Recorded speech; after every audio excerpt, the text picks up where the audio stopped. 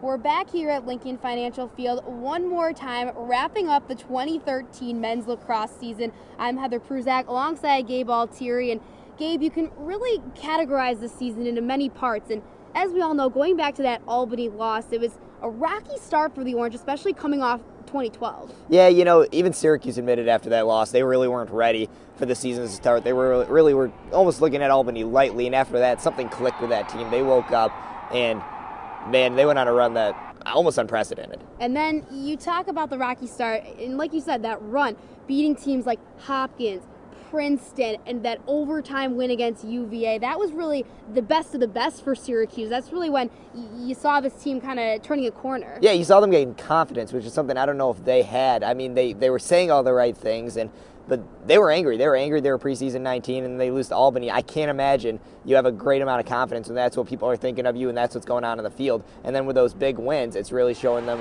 what they could do. And that's really in the best of the best. That's when you saw stars emerge like Kevin Rice, Dylan Donahue, guys on the offense that you didn't know if they were going to be there for SU this season. No, certainly. I mean, to watch the maturation of Dylan Donahue and Kevin Rice, that was absolutely fantastic with Syracuse this year. You could see, you see guys like JoJo and Brian McGill, they're leaving, and you wonder who's going to fill those roles. Well, when you have those guys coming up, it's pretty easy to see who's going to do it. Especially when you had seniors like Tim Desko and Tommy Pelisak graduating from last year. Now moving over to some more bumps in the road for SU, not just things like the face-offs, but games like Hobart, Villanova. That's when, you kind of saw SU getting back into its old ways a little bit from 2012. Well, I think they overlooked some teams, and that's what scared you with a team like Bryant in the NCAA tournament because they could win face-offs so well. But by that point, they were on a mission by that point.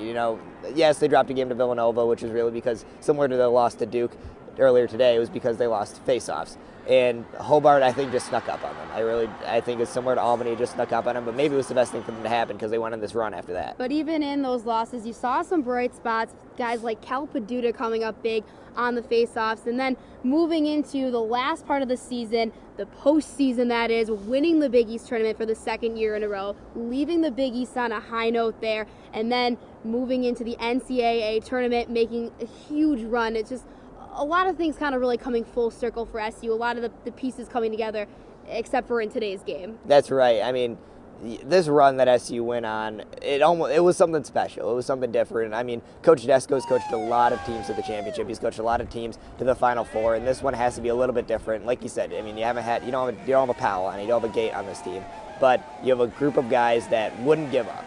And they came back against Yale when they were down 3. They came back against Denver when all hope seemed lost, and you almost thought it was going to happen again today.